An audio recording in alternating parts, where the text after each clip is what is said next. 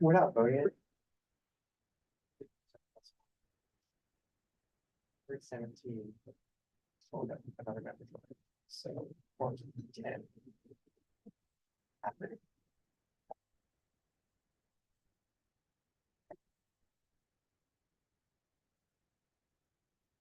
We didn't get that many people that they were gonna make it, so.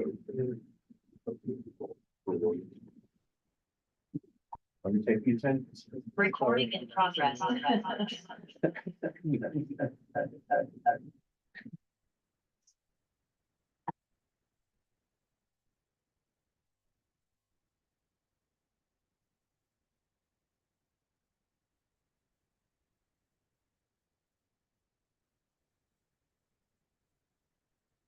The things to learn. Tons of things out there that people want to do. So I haven't had a second. Okay.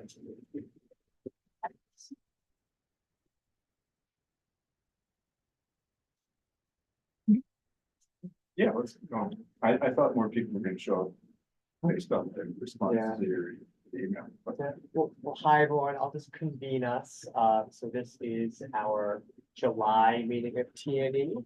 I am our former chair, Tristan Haas, and we'll be opening the session. To welcome our new chair, David Sigmund, and our new vice chair, Samir.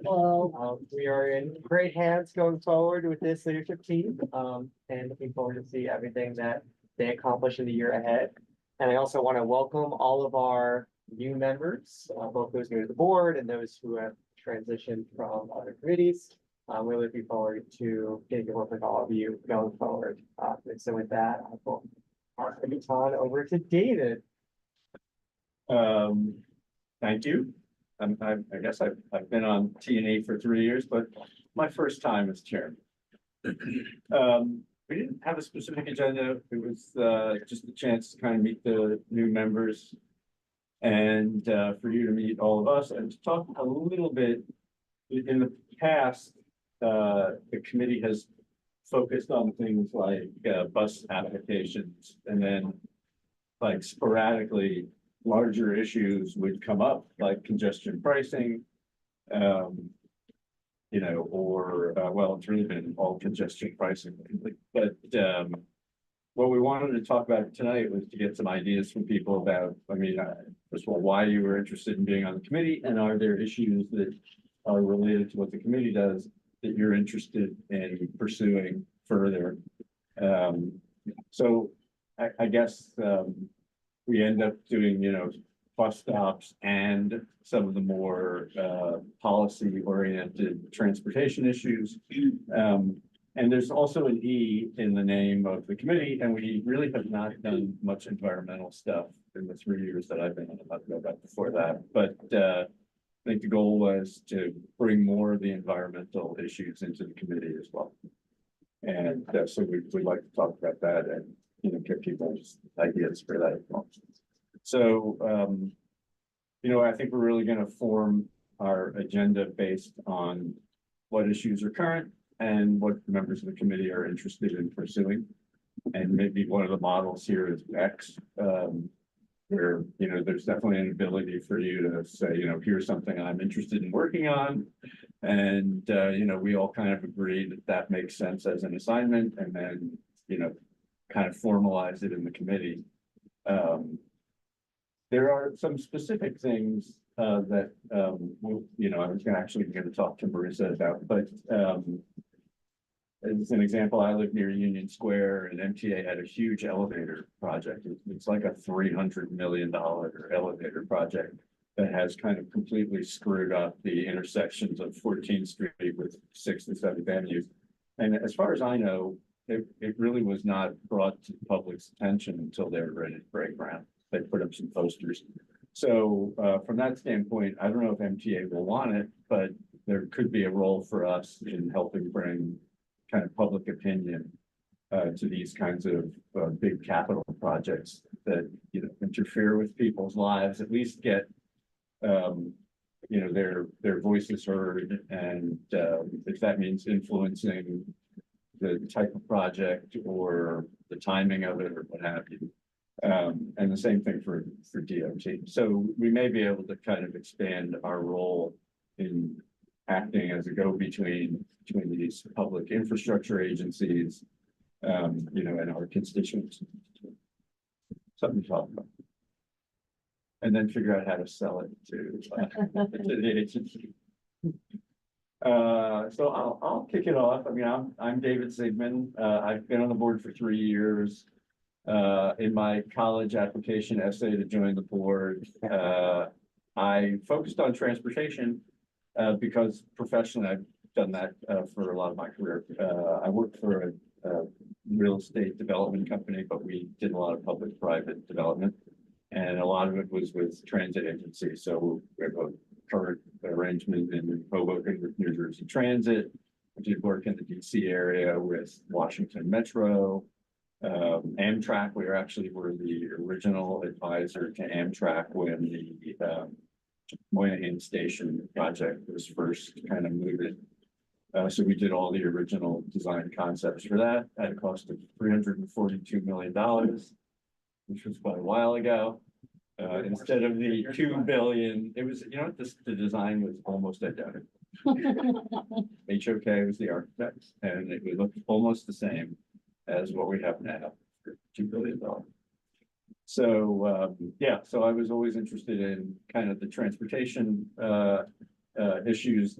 And in New York, transportation is kind of where the future goes, right? I mean, if you follow the development of the subways and where infrastructure money gets spent in New York, that gives you some idea of, where future development occurs and, future land use issues and all of that. So that was my entree to this. Samuel Lavingia, Vice Chair of TIMI. I have been very involved in transportation, mostly on the advocacy side in the last 5 years since moving to New York. So a lot of bus lanes, bike lanes, congestion pricing, Josh. Bus lanes, bike lanes, congestion pricing, pedestrian spaces, all that kind of stuff. Very interested in that. Really looking at the allocation of space of, like how many people drive or own cars in the city versus walk or take transit, and trying to rebalance things a little bit to be more equitable. So trying to take more of that equity lens to transportation. The biggest, I remember when I moved to New York, the first community board meeting I went to was the community board 2 meeting to talk about bikeways on 12th and 13th streets. So that was my intro. And then from there worked on 14th Street Busway, did a bunch of advocacy around Broadway, University Place, Fifth Avenue, all over. But I think Community Board 5 in this district just has so much opportunity. Something that came up in an email earlier was like Vision 42. That's an idea that's been kicked around for a long time. It's been kind of reimagined in this project called The Miracle on 42, which is a new project that advocates are working on. The 34th Street corridor has a lot of potential there. That was going to be like a big congestion pricing project, which, we'll see what happens there. But a lot of potential in our district to really connect the east and the west side that I'm excited about. I'm a new member, Annie Rowan, happy to be here and excited to be on transportation with all of you. I'm eager to learn from those of you who have served on this committee before and others. My background, I a while back studied urban planning and civil engineering, and that was very peaked on transportation. I, in work in the policy arena, was very more than 10 years ago now, or just under 10 years ago, was working on the early stages of the Gateway project, which you might be familiar with regarding the Hudson tunnels. So I think that there's, as you mentioned, just a lot of opportunity given our region in CV5 to think of creative ways that we can engage with the public agencies here in the city and be thoughtful for the different entities, both public and private, and individuals and businesses, as to how we can better utilize the space. And I am eager to understand, I think at the outset, moments like this where we have an opportunity to think about, there's a lot happening, both transportation wise here, that's already on public agendas, and how did the committees come up with, if there are proactive measures or ways that we engage with things that we're noticing, outside of when things come to us, like we've seen with different applications, so curious as to how that operation typically I runs. have no idea. Okay, great. Figure it out together. Yep. Hi, everyone. I'm Ankur Dalal, returning member. I was on TNE last year, and I'm happy to be back. Some of my interests in this area, like Samir noted, the importance of sort of equitable use of spaces. I was struck after the pandemic when there was an uptick in vehicular traffic, how challenging that form of transportation can be on some of our really crowded city streets. And how much of our streetscape we hand over to a mode of transportation that is actually used by relatively few New Yorkers compared to, say, subway, walking, bikes, and buses. And so it's sort of interesting to think about how we can make our streets work for everyone. And I wanted to echo some of the points David made about allowing this committee to be a bit more proactive. Last term, I worked with Bill on establishing a daylighting task force. And I thought that was a really effective way for us to be a little bit more proactive and coming up with an idea and coming up with something we'd like to see changed in our neighborhood instead of just responding to a request by DOT to put a bus stop in a particular location, although that's of course very important as well. The daylighting committee, we came up with a proposal that was unanimously passed by the task force, then this committee, and then largely passed by our full board to try to improve pedestrian safety around intersections by creating more visible sightlines. So I'd be excited to work with folks who want to create task force to look into new issues that have changes that they want to see here. I think it's a great way to actually have a space with a smaller group to come up with a good idea and present it to everyone. Great. Hi, everyone, I'm Neil, new member of the community board, member of this committee. It's really nice to meet all of you. I have gotten to, I guess I go to Boston a lot for family, go to New Jersey, other family, go to DC for work. So I get to take advantage of all of the short, medium, and long range transit options that are here, that meet here in the CD5, as well as walking, biking, buses, everything else that we use around that we use to get around more locally.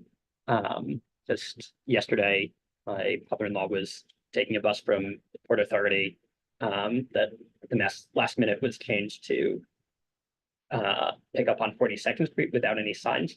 And thankfully he had his kids looking at his phone for him.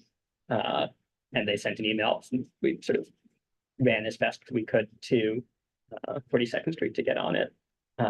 So I think there's probably a lot that we, not sure that's exactly a CB5 issue, but I think working with the Port Authority, getting involved in this opportunity to improve how the bus terminal works with redevelopment, if there's anything that we can support that would improve traffic flow for buses getting in and out of the bus terminal, I think that's something that we might want to, I imagine that some of that might include this district. So I think we should really try to engage with that.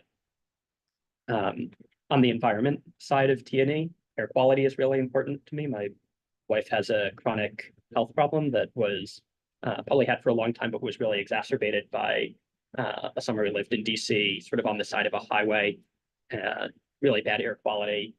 And I'm sure that's, there's many people in the neighborhood that have that, that are in a similar situation. I was pretty surprised even to hear in the letter that we sent, that we voted on last time, that our district has some of the worst air quality in the city, which is pretty shocking.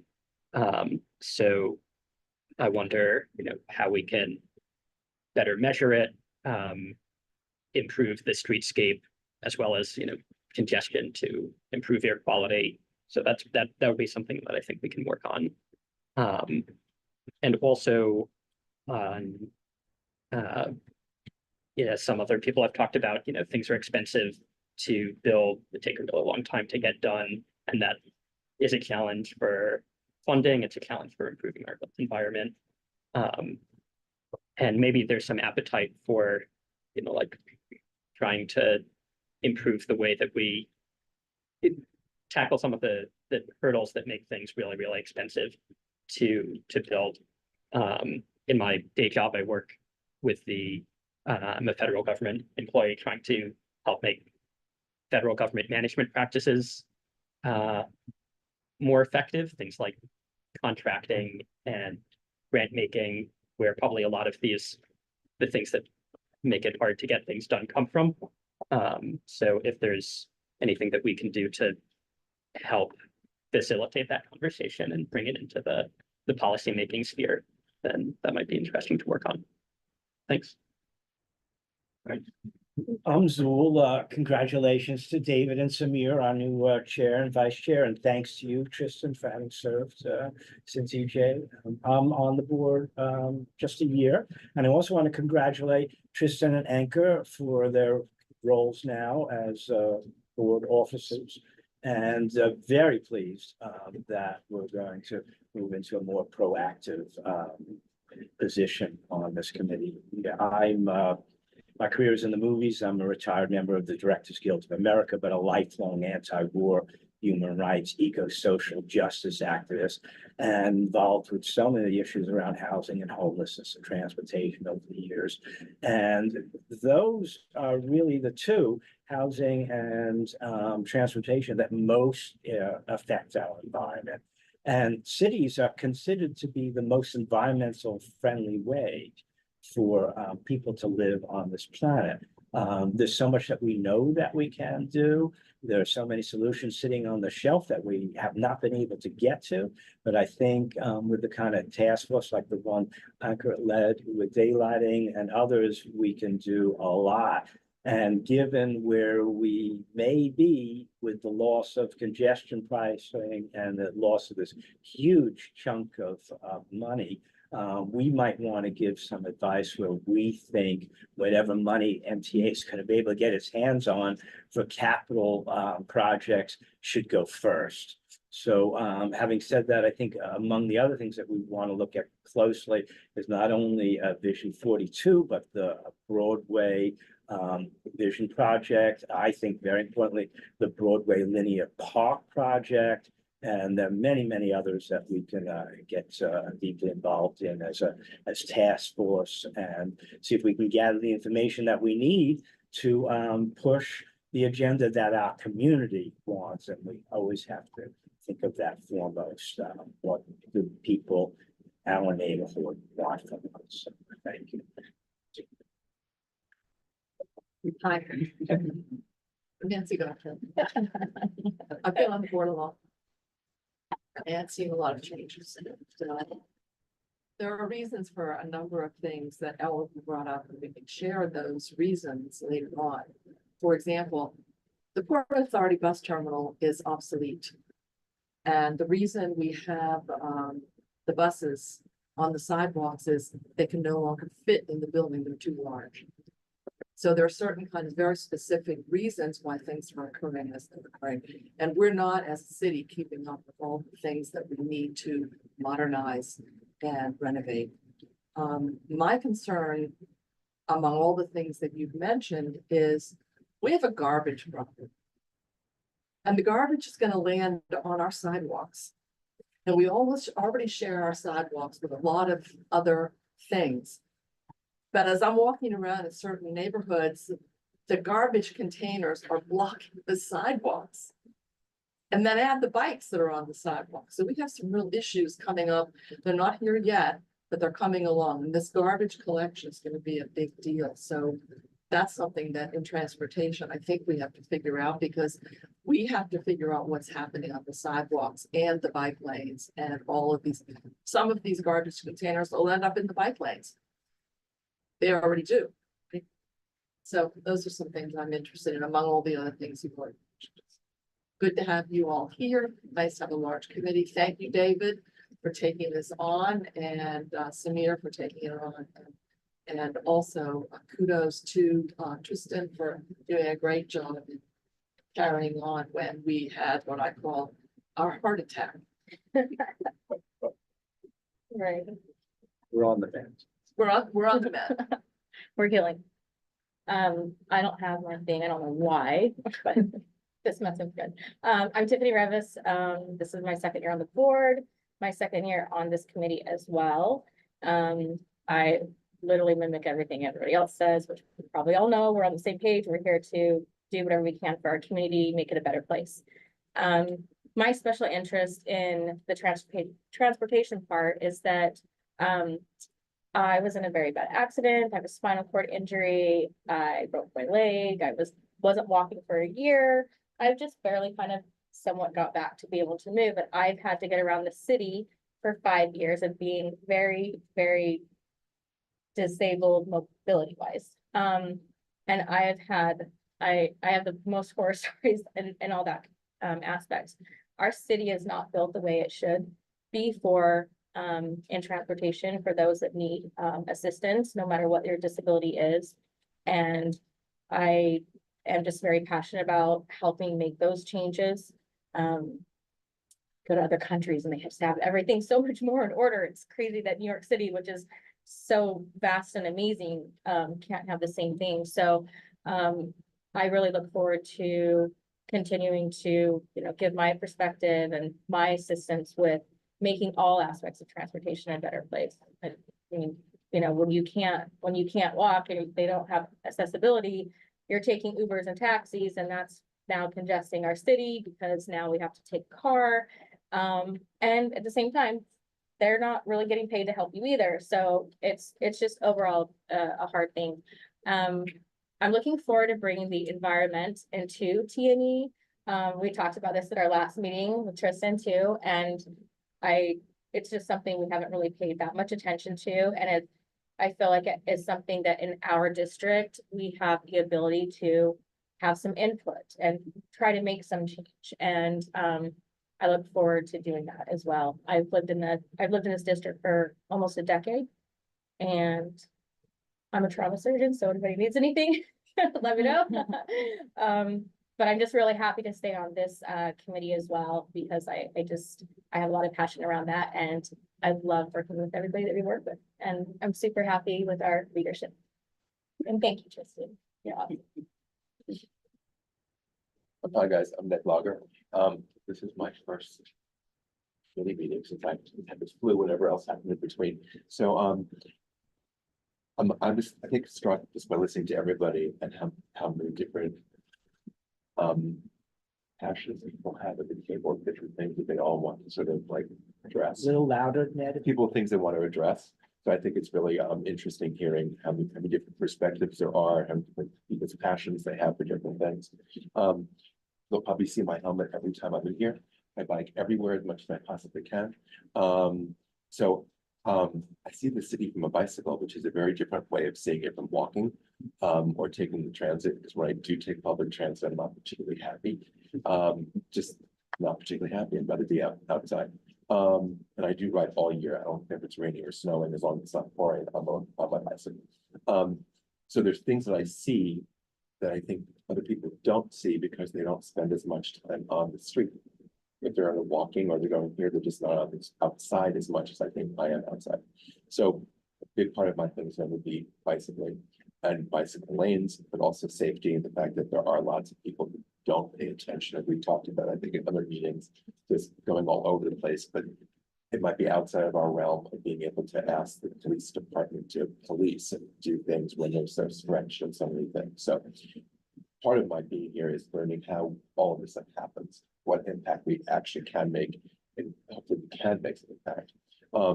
But I didn't even know about some of these things because how much reading can you do during the day? And you know about, well, what's Vision 42 actually is something like this. Okay.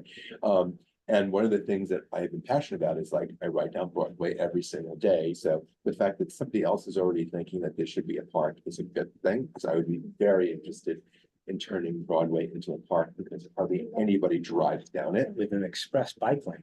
Yes, Okay. it's amazing. An express price? Yes. We'll talk about Yeah.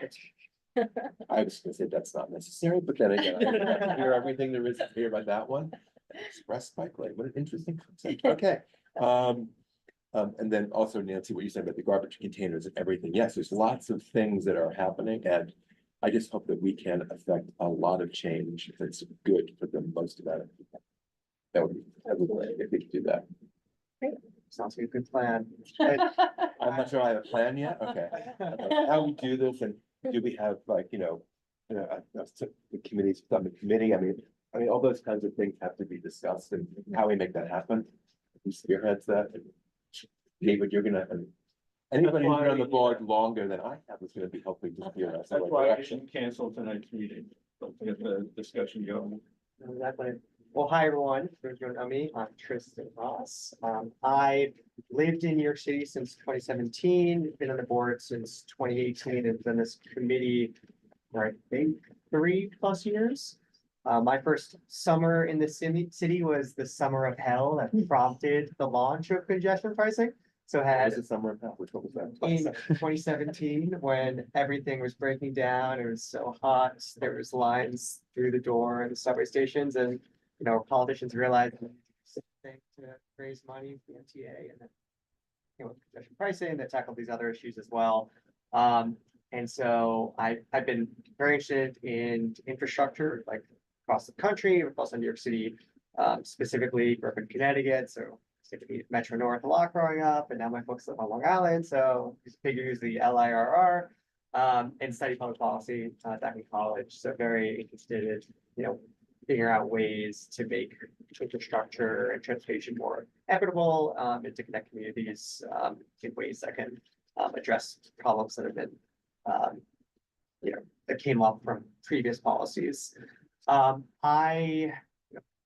I'm interested in transportation, but I work professionally in the ESG and sustainable investing space. So super interested in climate risk management, climate opportunities, and especially infrastructure resiliency. So I could wax poetic about all the planning going on around the coast of Manhattan, and then also talk a bit about the necessary upgrades we need to make to even our landlocked district to improve the resiliency of our infrastructure or improve our drainage systems, which are very backed up and which results in everything getting flooded when we have these downpours come down. I think there's a lot of opportunities to expand our focus on EE and address other areas outside of bus stops. Yeah. I'll admit that, I've been on BEX throughout my whole career, and I've always liked that committee because you got to take issues and do deep dives into the policy area and see like what positions are out there, what bills are percolating, and then bring them to the committee to educate us and then have us issue a recommendation, which doesn't always go everywhere, but I find it super interesting, and I think it raises the focus and attention on the matters, which can sometimes lead to outcomes. And I think I'm definitely looking forward to doing that on T&E with our new leaders. So looking forward to working with all of you. Never thought of our district as landlocked. I guess it is. And lots in the middle of an island. We need a canal. Yeah. Oh, and that's, it was a canal. That should be, yeah. That's not- It's true. It was a canal. Yeah. From Collect Pond. Hi, Christopher Mazzaro. Let's see, I'm trying to look at the pattern of everybody else's things. So my history with this committee is none. I am not the kind of board member who will spend hours watching or participating in committees that I'm not actually on, just because I don't, that's the way I organize time and leisure. So, I'm really happy to be here now because I can't tell you how, well, this is my opinion, sorry to say it this way, but Parks is really boring. And the committee I left, not that I think there's a lot of stuff that could be done in Parks, and I hope they're having the same discussion that we're having here about not having it just be bus stops or something, actually doing things. But if I talk about another cosmetics activation, I will die. And I can't do it. It's not what I'm meant to do at all. Sorry. Can I just ask what a cosmetic You activation don't know, is? no, I don't even want to know what it is. Someone else answer besides Chris. Cosmetic Commercial activation is use like- of our parks. Yeah. Basically, we prosecute out Commercial the use of parks. our parks. We prosecute at our parks for, whoever is gonna give the most money. Funding. So that, yeah, You need the to parks are raise- funded the wrong way, like everything. But as long as it gets funded. I think. yeah, and I just don't like that. It's one of the good things about. What are you gonna think about T&E? Oh, yeah, get ready. What am I excited for T&E for? Wait, oh. And we want you on this committee. Oh, yeah. Maybe? Yes. Yeah. Yes. Okay, okay. absolutely. We have a good sense of humor. That's I'm all. gonna go from, yeah, where, to combine what Nancy and Tristan were saying, I don't understand why all the garbage doesn't just go on barges to be removed. Like, we have a lot of waterways, like, Well, we have we don't know where we're landlocked. We do canal to barges, and I'm entirely in favor of that. Or I'm a big proponent of pneumatic tubes, but again, to follow the pattern. Still not what I was sounding, but yeah. Sweden does it, Disney World does it. No, I don't even like Disney understand. World. Also, that one does it. Roosevelt Island does it, yeah, I don't know why we don't have, do someone. Development We need pneumatic tubes, just, I don't care what's under 42nd Street, pneumatic tubes is the answer. We need an Aside from that- exponential reduction in the trash. What's that? We need a real composting program. We need to eliminate so much packaging. I like all of these things, too. Sanitation Yeah, no question, but like the way the waste gets handled. Sanitation I in think my that's a application. big Oh, part. really? Yeah. Probably under Extensive. Yeah, we. When the- it's usually- when the- I'm sorry, but I said we shouldn't be stealing. No, Kristen. have When it the city expensive. bought and laid out New York City, Manhattan particularly, they forgot to add alleys. Yeah. Most Yes. cities have alleyways, Yes, they they have no alleyway. I mean, from what I've heard, it wasn't really they forgot, it was what, it's not profitable. Intentional.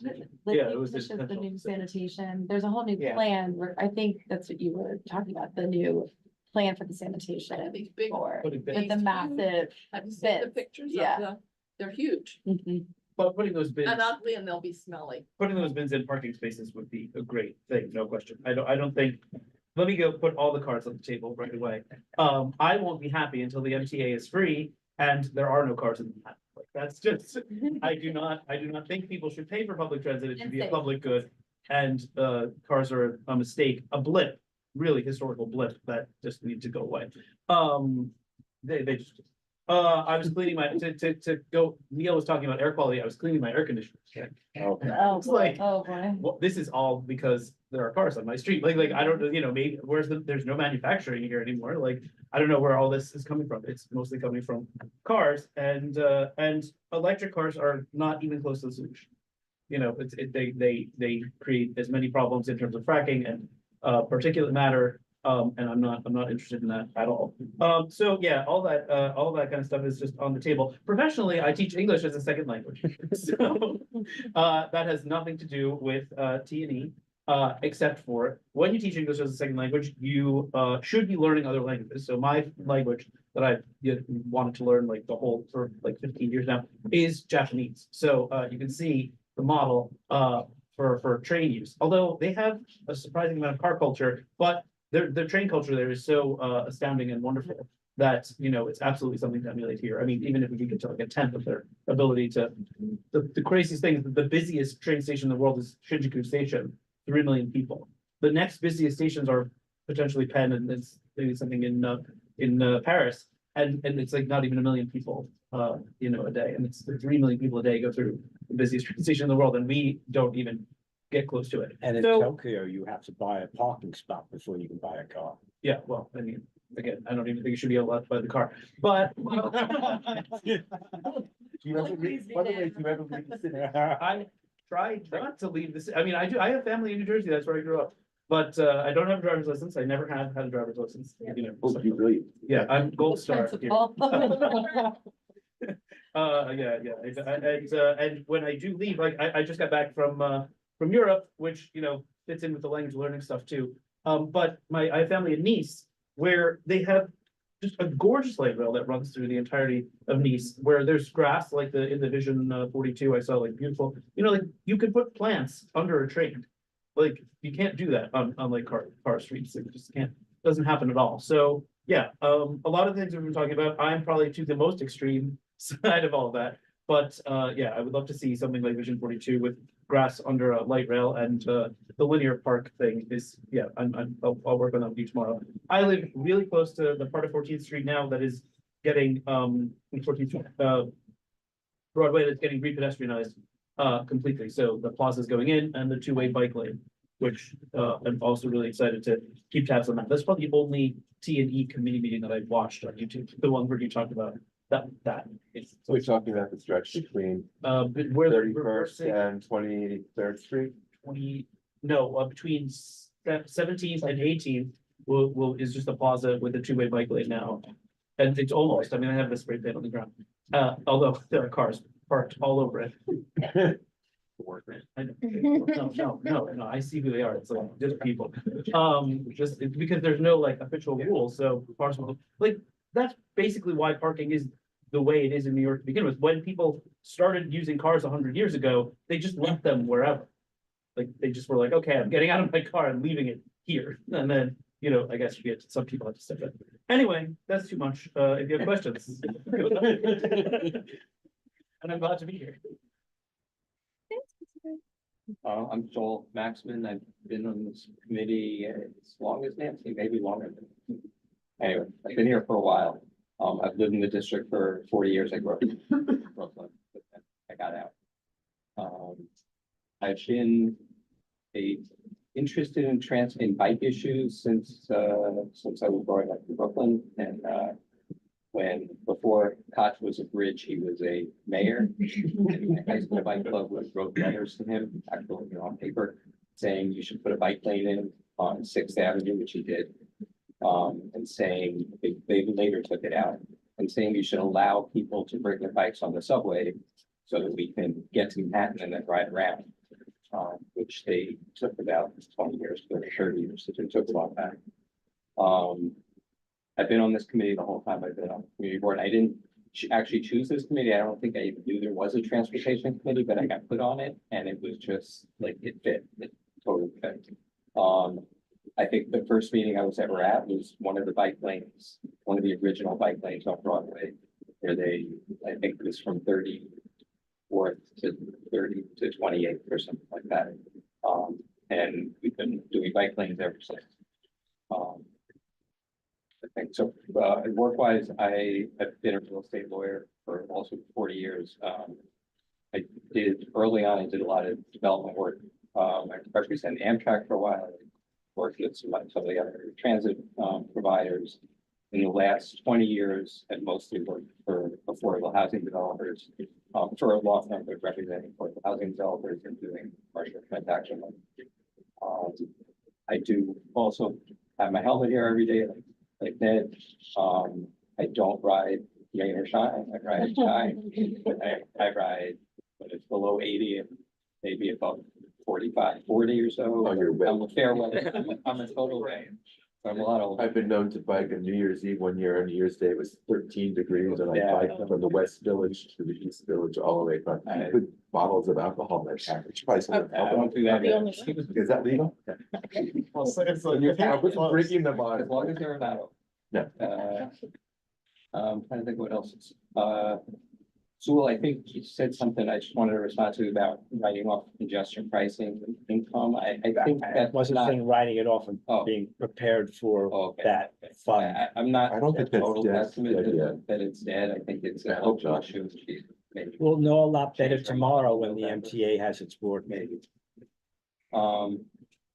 We talked about bringing up more environmental issues, and we actually, had brought one up, might have been, it was at least, when EJ was chair, might have been a while before that. City has a law about, having retailers are not allowed to leave their doors open with air conditionings on. It doesn't have a law about heat. It also doesn't have any kind of law, which we talked about here, and then we couldn't figure out how to move forward, about these heat lamps that sit out in front of hotels and now apartment houses and just heat the air in the street. Which seems rather wasteful of energy and not productive use of electricity. Talked about David, I think you talked about trying to engage more with the MTA. I don't think they're, well, I don't know, but I don't think they're mandated to come to us. No. They've come to us a couple of times in my tenure. Once it's about making the north end of 57th Street and QR train handicap accessible. We were gung ho for it, but Carnegie Hall was against it and they didn't do it. And to my knowledge, they've never come back to us, except after the fact to tell us about something that happened or to tell us about construction or something. Right. And I think that's really important. I guess we can't change the statute to make them forced to become here, but if there's a way to engage with them and bring them here, I think it's really important because they affect us all the time. And a big concern of mine is something that Nancy raised, which is, or Nancy touched on, but is about use of public space and use of sidewalks, bike lanes, islands that are being built now between bike lanes, pedestrian space that's being built out but not really secured for pedestrians. I think we need to get a handle on a lot of these things because they're sort of happening. They're happening very quickly. They're happening without consistency. And they seem to be happening in our district long before they're happening in the rest of the city. So give an example of what you're talking about. If you look at Eighth Avenue is a good example. So Eighth Avenue used to be 5 car lanes, right? That's two parking, or 4 car lanes and 2 parking. Now it's an extra wide pedestrian lane, a wider than normal bike lane, a protective lane. On the other side, there's a delivery parking lane, and then a bus lane, and there's, in parts, there's 1 lane of traffic. I mean, it's a, you know, I mean, the buses gotta get through, the ambulances gotta get through. That's also on the block where I worked for many years on 55th Street. There's a protected bike lane, the protection lane, parking on the other side, and barely a single lane of traffic. There's a hospital a block away, which ambulances get stuck along. The issue about trash receptacles, which just came up in the rat reduction program, is a big problem. Those things are huge and they gotta go somewhere, and every restaurant and soon everybody's gonna have. They take a lot of space up and nobody's figured out where to put them. So, sidewalk use is I think the big issue. That's it. I look forward to working with everybody and welcome to our chair and team. Just a quick comment on something you brought up and brought up a few times is, we've got so many rules and regulations, laws and almost zero law enforcement on so many things that we're talking about. Just. Yes. I mean, do you close the door for those air conditioning? I have closed the door, but usually not if I want to be a customer. So you do it on the way out. Although, Run around no, here and if make I'm no passing friends. by or if I'm going in to buy something, and I really want to buy something there, I don't know that I'm gonna close the doors and argue with them. Try to buy something. Like, there's a revolving door, but people like don't wanna use the revolving door. Right. So like, the I'm one of door will those be people. open, I'll close that door, like, who uses the revolving? I am one of those people, I hate using revolving doors. The MTA is a state authority. They don't answer to us. We are the link between the city agencies, our elected officials. And so that's our role. So that's why. However, because we are so passionate about congestion pricing, we might have a fair hearing on the MTA. That we maybe could form a more significant bond if they are aware that we are pushing for that. One of the things about the MTA is transit authority's budget always got cut for something else. It's the one budget everyone goes after. That's why it's been the construction with the transit has been so bad, is because everyone raids that funding. And I don't know why, but that's where people looking for money on projects in government go to the transit authorities for the budget and cut it. Be aware of that and fight for that. I just want to get to James. Oh. Anybody else? James, are you on?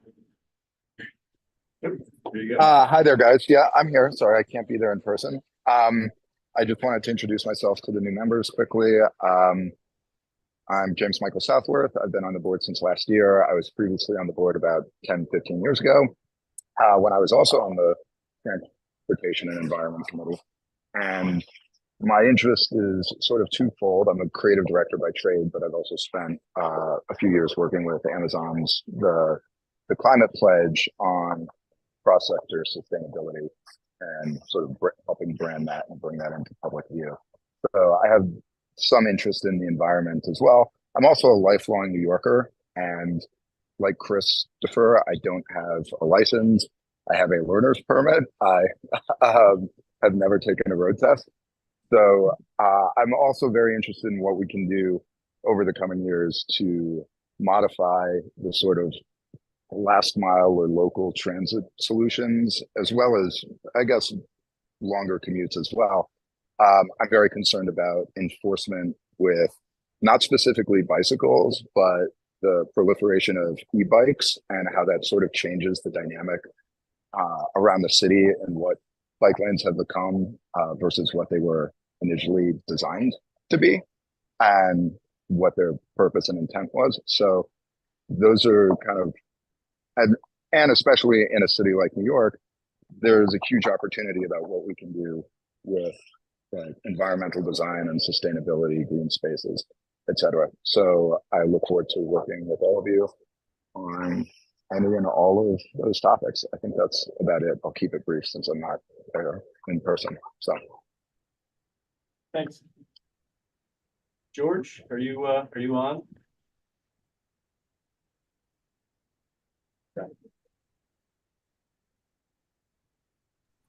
Hello, can you hear me?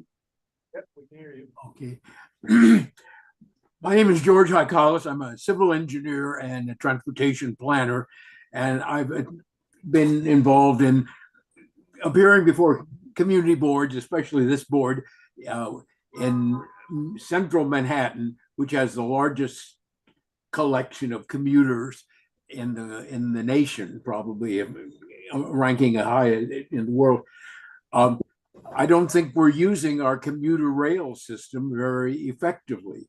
It's priced very high. It doesn't serve the city residents very well. So one thing would be to look at ways to find alternative revenue sources so that you don't have to depend so much on the fare box, because fare box discourages people from using transit. I've run a nonprofit organization called the Institute for Rational Urban Mobility. You can see I'm talking too much, but anyway, we did a study of free public transit in New York City that was funded in part by Theodore Kiel, who was a famous labor mediator for the transit system for many years.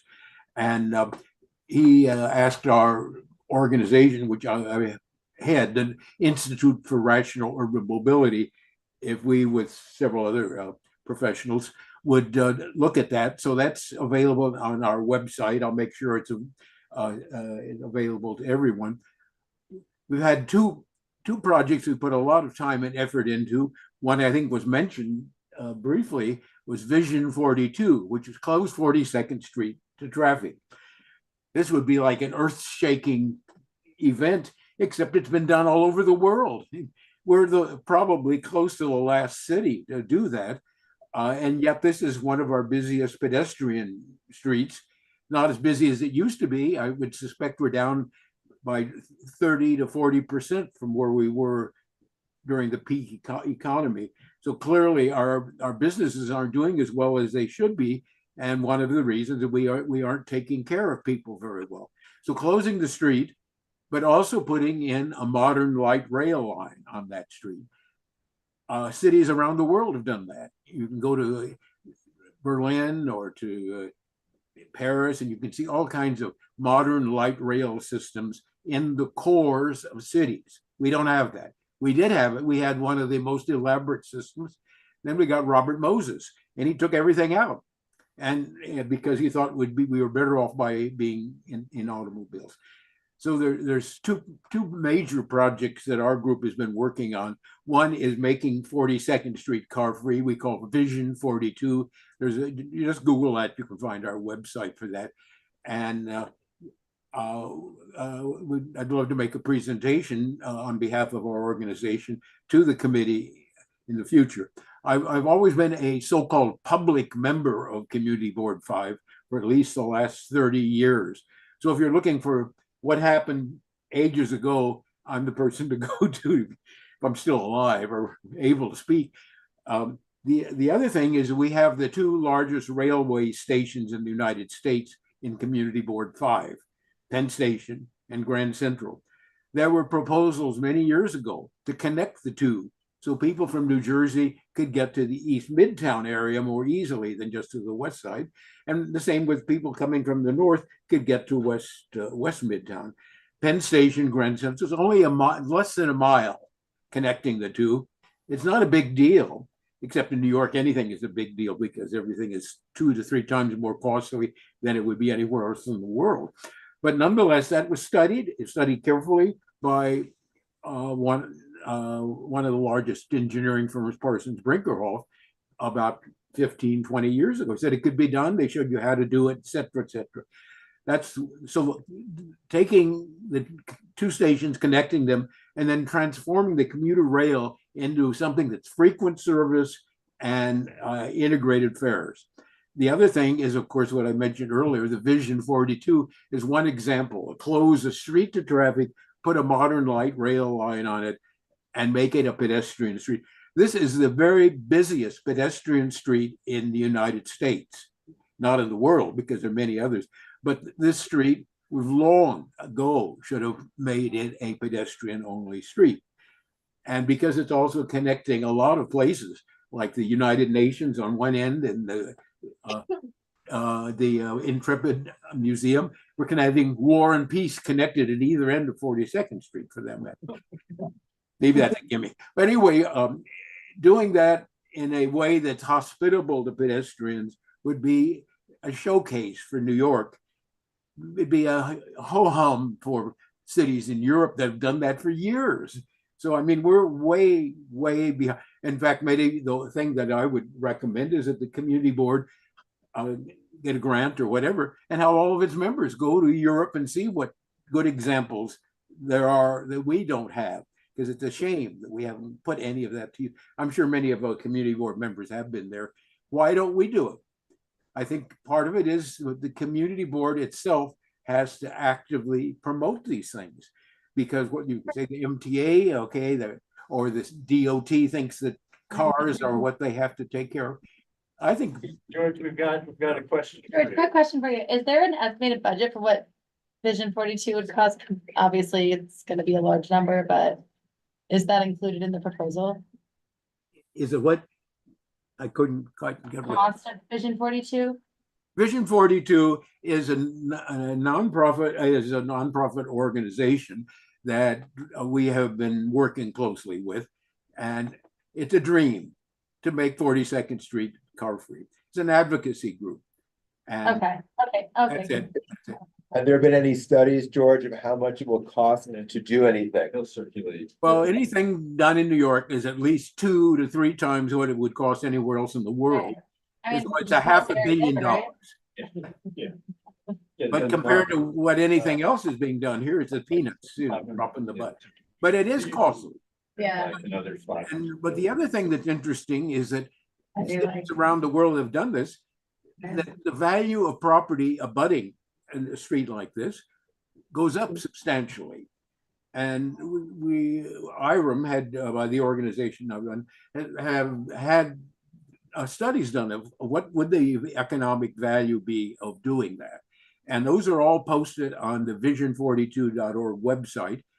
And they're well-regarded in economic firms that have said this would produce 3 to 4 to 5 times the actual cost to build it in terms of present worth of values it would be. So it's a question of harnessing that energy and harnessing that resource. Sorry, I'm talking too much. I've been for 25 years, 30 years, coming before Community Board 5 and arguing for some of these things.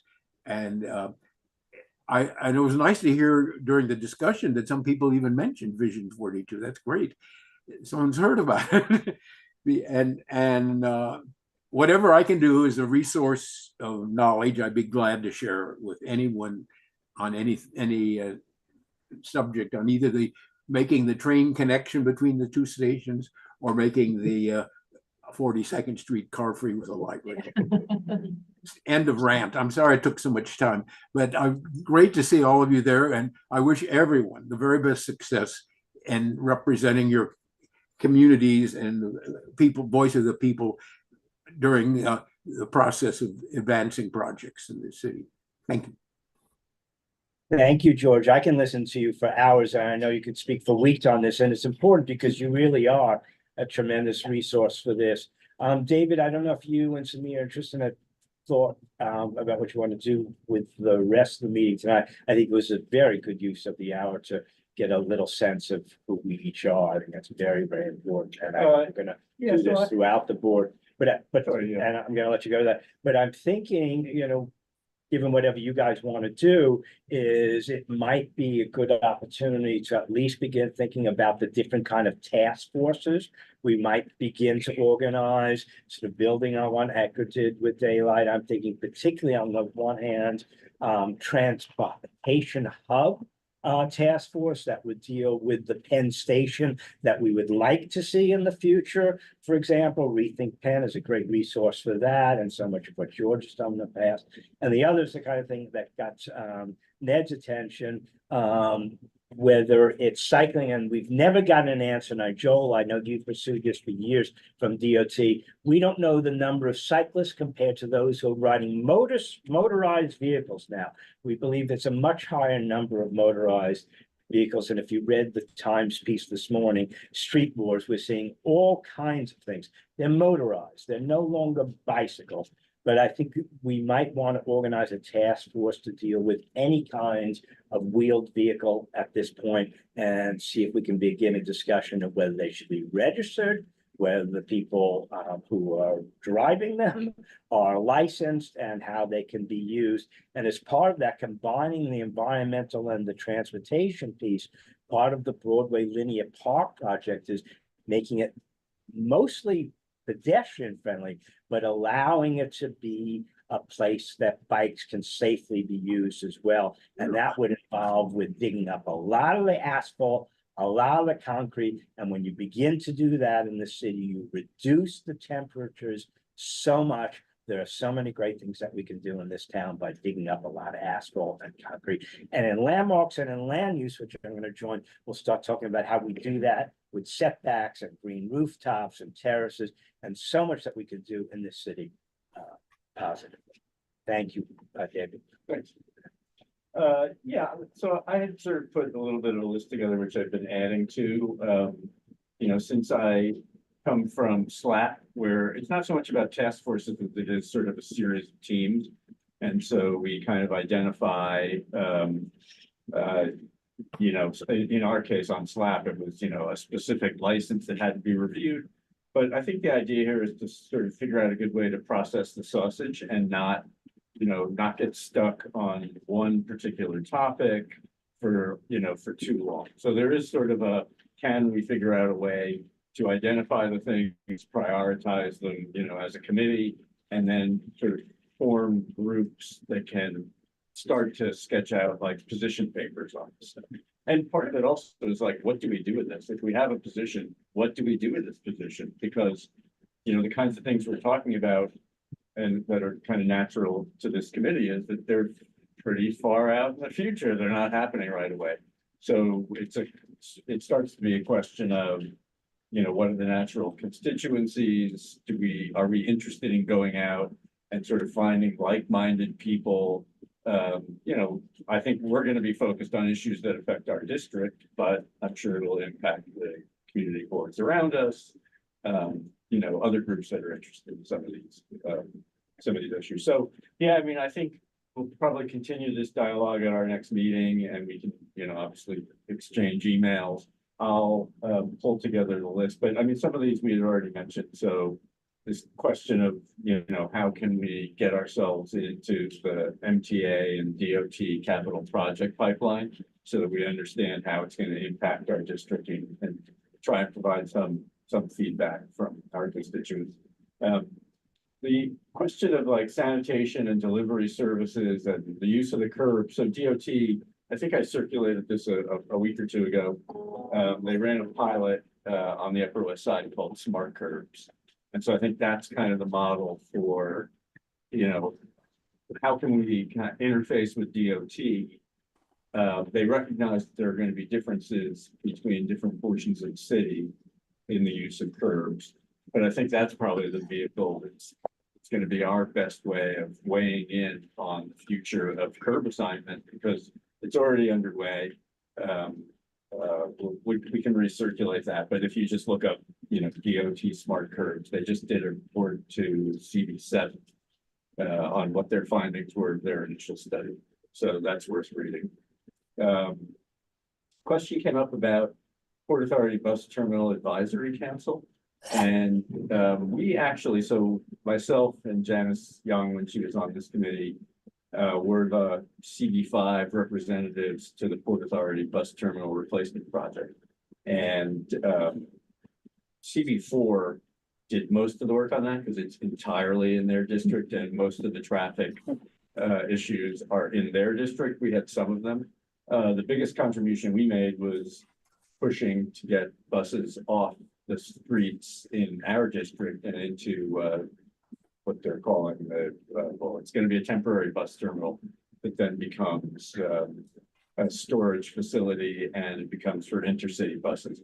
So, you know, I think we've been able to have an impact on those kinds of issues. I don't know that the advisory council, I think, is meant to be, you know, individuals that live or work or use the facility, but there's also an official community board group that we were participating in, and you had raised the question. Oh, yeah, no, and I also sent around an email Yeah. before this that I saw. It seems like the advisory council, like you mentioned, is more focused on the operations, things like retail within the bus terminal and, Yeah, you know, I the think operations it's more separate from like than it the is. construction of a new Yeah. development of a new station. Right, so the focus now, quite frankly, is, you know, what's gonna replace this? It's not what are we doing to enhance the current one? Yeah.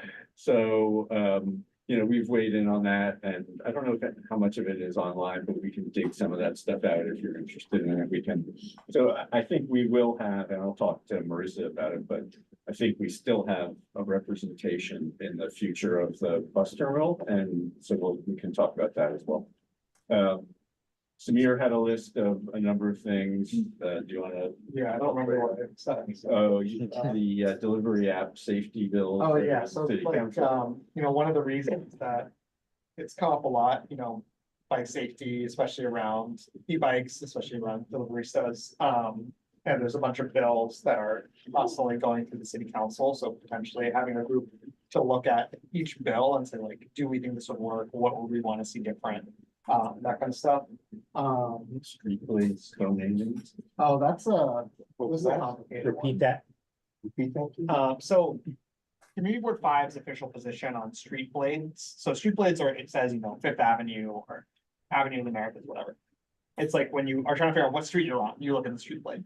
And so there's this idea of co-naming a street. So instead of it just being, you know, Sixth Avenue, it's a great example. Sixth Avenue is also called Avenue of Americas, or Seventh Avenue is also called Fashion Avenue. And the position of CD5 historically has been, we do not want any street blade co-namings, just across the board. We don't actually decide. We are advisory as per the usual. And so what's happened is by saying no across the board, city council members just ignore us and do whatever they want. So that was our position 20 years ago.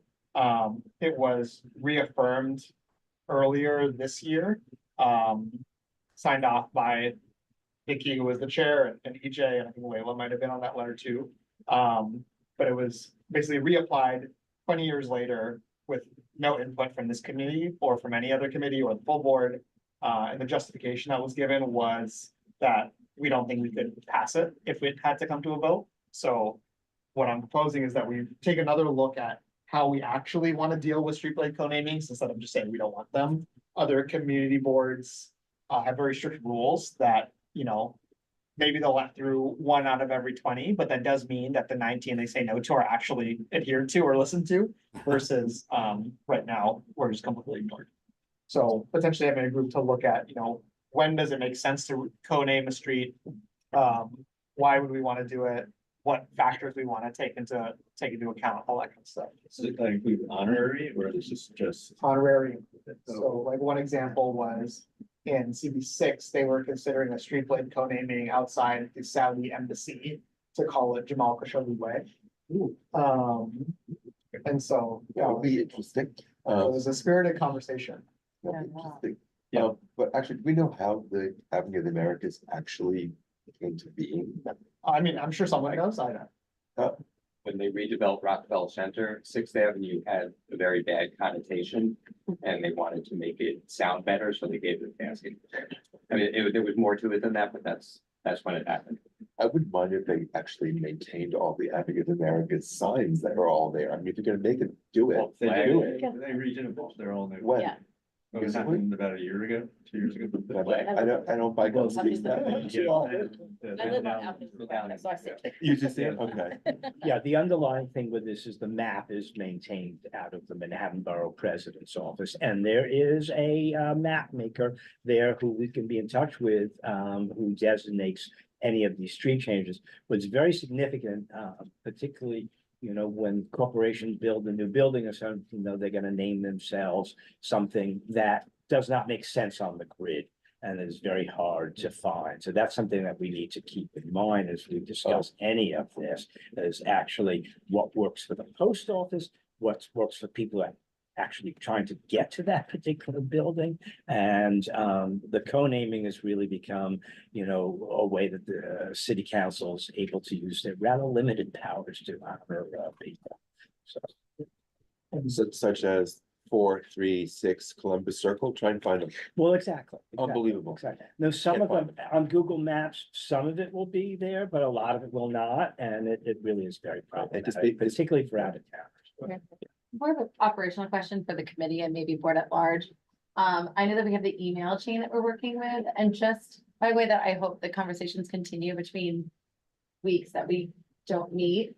I'm curious, and this is my least favorite thing in the world is Slack, but if there's an open to any and all operations, otherwise to maybe just set up ways that we can continue sharing articles and ideas, and then maybe delve into our own subtopics of sanitation or what have you, that might be interesting, but focusing on it too much outside of the larger. Yeah, I agenda. mean, we did talk about this quite a bit on Slack, because we had incredible volumes of email. Right, And so we looked at Slack and some other things, and basically we stuck with email. But we made better use of the Google Drive and placing things. oh, yeah, I mean, if we have a Google, that So, would be great. yeah, that's a good topic, and I think one can you weigh complicated. in on this on Slack? Yeah, I mean, I was gonna weigh on it as chair, or like former chair. But it's very complicated because we have to follow like the state open meetings law. So we can share, we can disseminate information, but we're not supposed to discuss anything. So, you know, sending a link saying like, oh, this article is interesting is fine. But like outside of the public eye, we shouldn't be responding and like actually having a conversation about it. Because that's just the. If we just. Do you know, yeah, do you know if like we were to like make that Slack public available or like every month release the contents of the Slack channel I think, publicly? Is that? I think if it was publicly available, it'd probably be fine. How do you do But it? it can't be like a dump every. It can be done. It almost feels like. We could have a public Discord, Discord. yeah. And what Annie raises is a really good question. I thought it was brought up at the last full board meeting too, and hopefully the XCOM will take that up. You know, the way we vote, the way we modernize, you know, all our communication. Oh, yeah. So hopefully, Tristan, you're the second vice chair. Hopefully you can bring this to the XCOM and we can figure out ways in which committees can communicate in regulation with the open meetings law. And we can communicate throughout the whole board and throughout districts, so everyone has access to that. But that's very important, you know, some way in which we can better communicate it on an ongoing basis. Yeah, the other thing that I had on my list is, there was a bill last year in the city council to ban diesel generators in ice cream trucks. Big pollutant, very loud, very smelly. So I think, you know, one idea that I've had, and I've talked to other community board members on different community boards about how they do it is, you know, keeping track of what's going through the city council, especially things that are sponsored by our electeds, to see if they can come talk to us about it, if we can take a position. I think is a pretty productive way to move forward within the apparatus of government. And then also trying to pay attention to DOT projects that are ongoing. So the big ones I can think of are Seventh Avenue, or sorry, not Seventh Avenue, Fifth Avenue, that's been in the works for a long time. The bus, the bus. The bus redesign that was gonna happen, and then Bill de Blasio canceled it, and then now they're doing a big capital project and they're trying to find billions of dollars. Um, so we'll see what happens with that. Accessible capital. Yeah. That's a big one. Broadway's always being worked on. So just looking at, 42nd Street. So for those who don't know, 42nd Street, I think last year had a big water main break that flooded Times Square. And so there is an upcoming, this is not like super public, but it's public enough. That they're gonna have to do a big water main replacement on 42nd Street, which means that portions of it will be closed for probably years to do that work. So, that's a big opportunity for us to reevaluate how we deal with that space, because, if it's gonna take $500 million to redo the water main anyways, then, they'll pour new asphalt on top of it. Right. Talk about what we want for that asphalt to look like. Halfway to a canal, right? Have the board traditionally been involved in any way in keeping track of what's going on in our streets? I mean, now it seems to be that, one agency, one department after the next does not know what's going on. So, if you go from what's gonna happen soon in terms of the new way of sanitation containment and pickup, you add to that the sidewalk cafes, the sheds that are still in existence, the changing in the parking, the vendors all over the place, the vehicles all over the place, all of this. Is there anyone keeping track of it? Well, that's why I mentioned this smart curb. I think that's DOT's effort to try and resolve, the curb allocation issue, which touches on all the things that you were just talking about. So that's why, it's a pretty rough, if you sort of pursue each of these separately, it's a pretty rough way to try and resolve it. But they have now taken the step towards a unified approach to allocating the curb. It seems like a good place for us to weigh in on. And my understanding is it's going to sort of roll out. They did it at CB7 and they're going to start rolling it out to other parts of the city. And so it would probably be helpful for us to be early and, maybe sign up to be the next test case. Yeah, I mean, certainly our requirements are different than CB7. Would you want to organize that as a task force? What do you Yeah. guys think? One last thing that I just remembered is that there's a lot of interest in the city council around sidewalk sheds, not other lining sheds, but the ones that, are used for when they're doing facade inspections and fixing and all that stuff. So I think there's a group of a bundle of maybe 7 bills that are going to the city council that are being pushed by the borough president. There are ones that are separate from that. So there's a lot of opportunity there to reevaluate how we do sidewalk sheds in New York, which is, we have some of the most sidewalk sheds of maybe the most of any city in the world. What was the building you talked about the ice cream? Is that like for all street generators, street trucks? I think they wanted to start with ice cream trucks, but yeah, it would have been, I assume that eventually they would expand it to all. Do you know who? I can find it. Okay, thanks. I don't know if it was reintroduced yet this year, but it was a big thing this year. Just a question about what we've talked about in the past, what we could talk about. I'm just reminded by the meeting, land use committee meeting earlier today. I think like green roofs and also building electrification came up. That's obviously impacts development, but also like the environment, air quality in buildings in the district and on the streets. Yeah. Has that been something that we've talked about, weighed in on Yeah, in the past? Again, in the period of time I've been on the committee, there's been no So, It could be interesting to look at what the yeah. I mean, you impact have of those has to- been a few years on. We'd also have to look at, are we the appropriate committee to Yeah. do that? And that's why I think part of the work here is just to kind of define, if we're gonna take on E, then what's in it, and what is it that we think we're gonna bring to that discussion? Actually, I was gonna ask more of a sort of, I guess, a process, like, for people who are new to the board, is there any process, like something to read about what we do on the committees, how they function? I mean, I know you're the chair and vice chair, but how does it actually work in reference to like what we do, how we do what we do, that kind of stuff, like more of the, like, how does the magic happen? Right. bylaws and their archives. Yeah, probably the bylaws are the closest, And what, the bylaws are where? Everything's on the it's website. all on the website. Okay, okay. They're a bit out of date though. Yeah. Which Oh, actually, I did notice something One in of our city next- government that had people on the board that weren't even on the board and chairs that weren't on the chair, so. Yeah. There's a lot of It's a good place updates. to start on what the structure of the board is. I'm sorry? It's a good place to start on what the structure of the board It's is. just go to the CB5 website, or just, Yeah, yeah. you'll see, Okay. yeah. It's like resources. Resources. okay. But I think what Neil brought up, it touches on what Chris brought up too. You know, there's a lot of overlap on, you know, what goes on in the city. One of the reasons I've long thought, you know, landmarks really can't be separate from land use. Because if we're gonna get green rooftops, if we're gonna get setbacks, if we can get all this kind of building that allows for more air and more light, that touches on all these various committees. And Chris, I mean, a lot of what you're seeing in it, your air conditioner is not just coming from the street, it's coming from your own building and all the buildings around you, the heating and the cooling. A lot of the older buildings like mine, you know, we got D and C ratings, you know, as Neil's pointed out on the list, a lot of the new buildings have much higher ratings.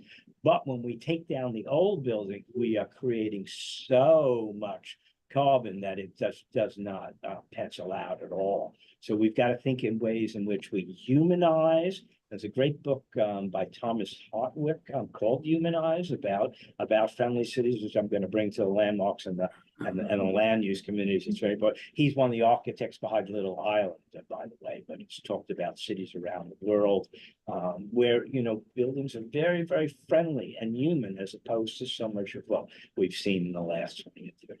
So, but there is so much overlap, and I guess, David, a challenge for you and Samir, you know, for all of us is going to be, you know, as we create these task forces, you know, how we connect with other committees on the board, other boards, and so on. Right, yeah. I'm interested in,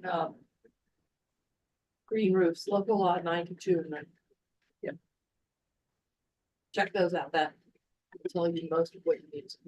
Yeah, the webpage was very good, and there's other like case studies online about it that were very helpful. So the other thing I wanted to talk about was, so we had what we call the Penn Clip Task Force, which was the planning around Penn Station.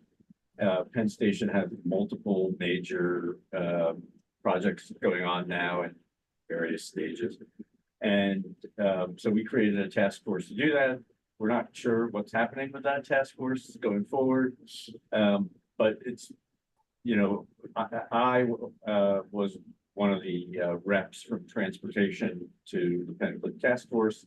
And so one of the opportunities might be for us to take back some of that scope, which would mean focusing on Penn expansion. I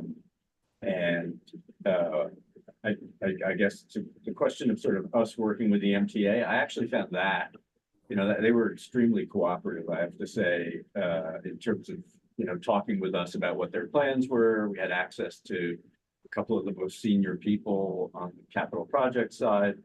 So I think it's probably worth it to talk about how, you know, we have to have a higher level discussion about what's happening in Penn Clip, because there was also a land use component to that. But there's definitely a major transportation component for us going on. And Rethink Penn is a great resource for us. That standard. Right, I mean, they have a specific view of the issue, but yes. And then there is just a follow-up on congestion pricing. I mean, the letter has gone out. So that's a positive step. Not clear what the timing will be on any other future positive steps till after the election. Were there responses from anyone on the? Well, it's just going out now. Yeah, they just sent it out when I was BCC, so I would say the response, but we sent it out to others. Today, we'd sent out the first iteration that had 2 community board signatories on it, like a week ago. It just goes in the inbox, and then, you know, we'll see. And then Wednesday is the MTA board meeting, which, you know, it doesn't seem like they're taking any action. They're kind of like waiting. Today was a committee. I'm sorry, meeting. Wednesday. Yeah, exactly. Today was their MTA board committees meetings, and then Wednesday is the full board. But it seems like they're not trying to override the governor or do anything. That's what the city reported this morning, but I don't know, that there won't be a few members who are gonna be very Gotcha, perfect. Does anyone have any clue why she did what she did? It's called both. The public or the outside of reporting that's already public. Like some people think it's because of the election coming up. That's what they said, but I'm not, that's the last thing I've heard about it, but there doesn't seem to be anything else that I read that says anything. It's always like, if we're just like a big question. I think this is all, we're all speculating. You know, Not popular in the outer boroughs among a lot of people who are her given consideration, my opinion. But that's, we could talk about that more.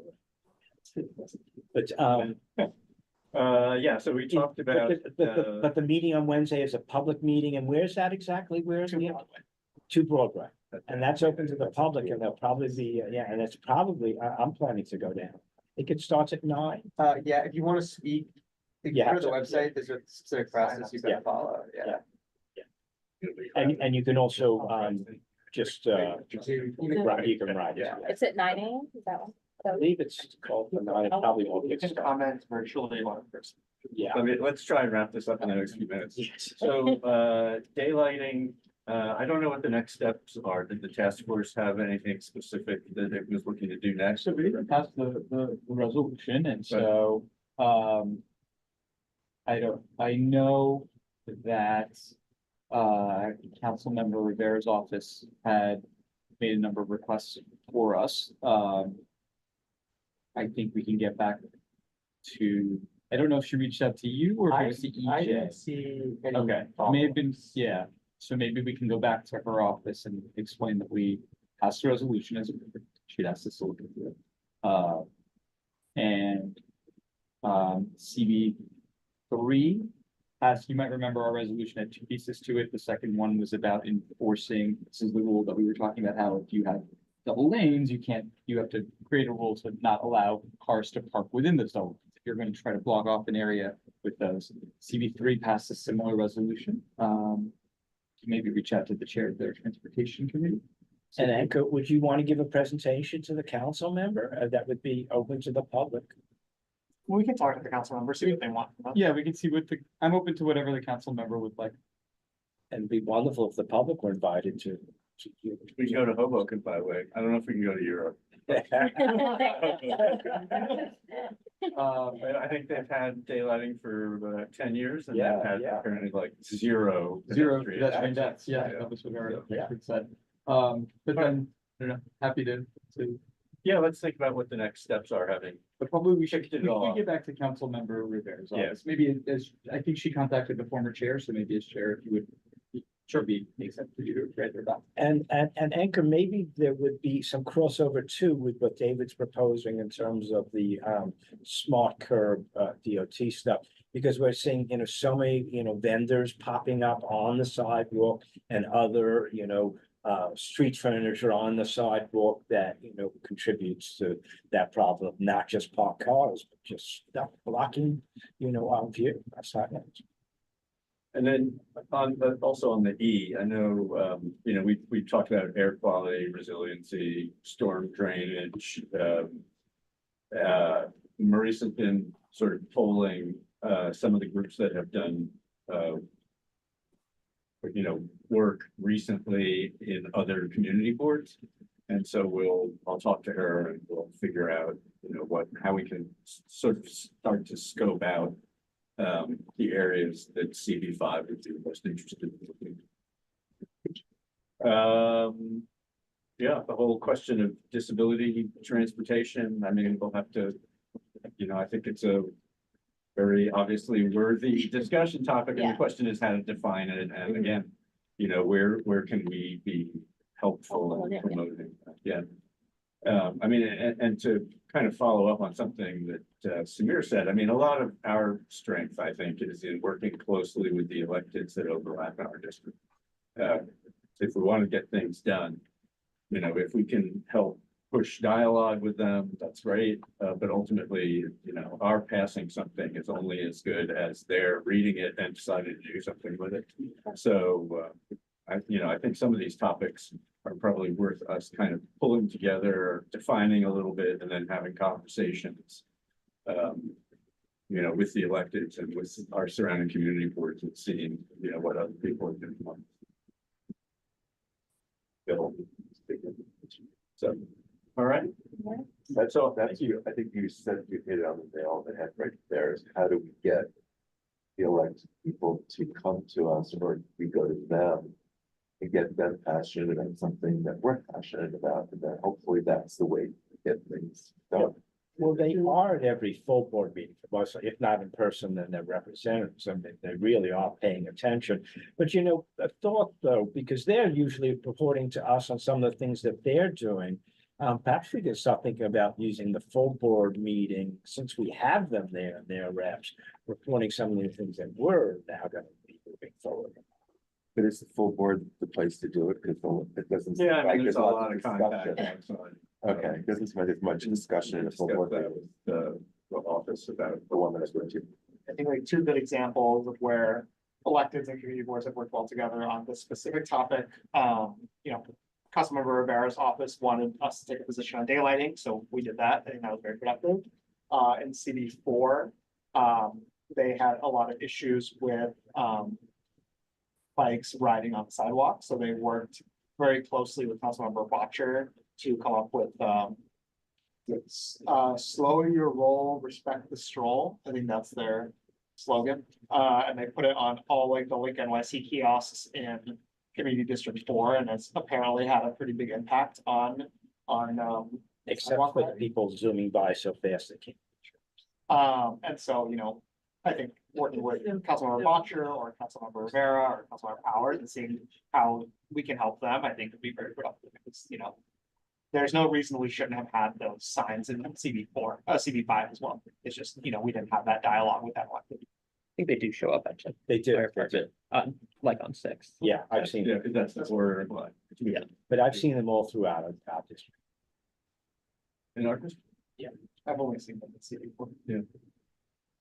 Okay. Thank you, Brady. Yeah, thanks, everybody. August 26th. We don't have. Only Slack has the pleasure of having it July. No, they actually had a meeting on July 2nd. Oh, but that's like technically in June. Oh, is it really? Yeah. Yeah. What's that? Energy Maybe. is another thing to look up, and also the state. Okay, yeah, I mean. Everyone's writing on the side of the. Their state mandate and Well, it election. shows you like where. CD like deciding. And my approach was, okay, here are the five. I think our resolution. That'll give you plenty to start. And I haven't heard of the defendant. I think that was your weekend. Existing buildings and bringing them up to, the new codes that are coming up. I can just. No, I mean, the law 90, local law 92, 97. Local law 97 is green roofs. We designed a lot of green roofs for,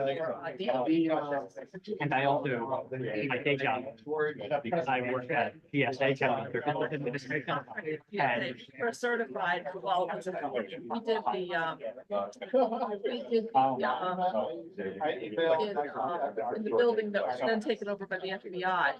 We did the first renovation and got interior for a PSA, but now it's all blown apart with PSA, so we're not gonna build it. And it's now all exterior. so the building, how's the courthouse, do they still pay any attention to the sustainability? No, they blocked all that. So Trump ripped all that apart. And I don't know. I mean, It was. This is- I get emails. Federally owned buildings, GSA and it's, they were going to. Say to New York, we will lead by example. Then when Trump came. Yeah, that's one thing they're starting that now, where they're keeping undivided, they're pushing that. There was a lot, So I can feel that. I was very. It was just disappointment to watch being Yeah, I can.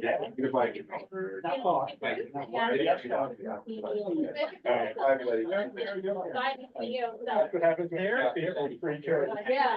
Oh, okay, pretty far. I could, so I put Brad, yeah, you tell me where I Will- can text. Oh, okay, yeah, next to go. Yep. Cool. Let's go. Gosh, Gosh. my mom was a Bronx girl too. Oh, okay. She went to Our Lady of Angels. I think the girl on the Bronx. I know, yeah, she went to Fordham too, Oh, undergrad at okay. business school. Yeah, we will turn the lights. Oh, yeah. We should turn everything off, yeah. I mean, I'm all in favor.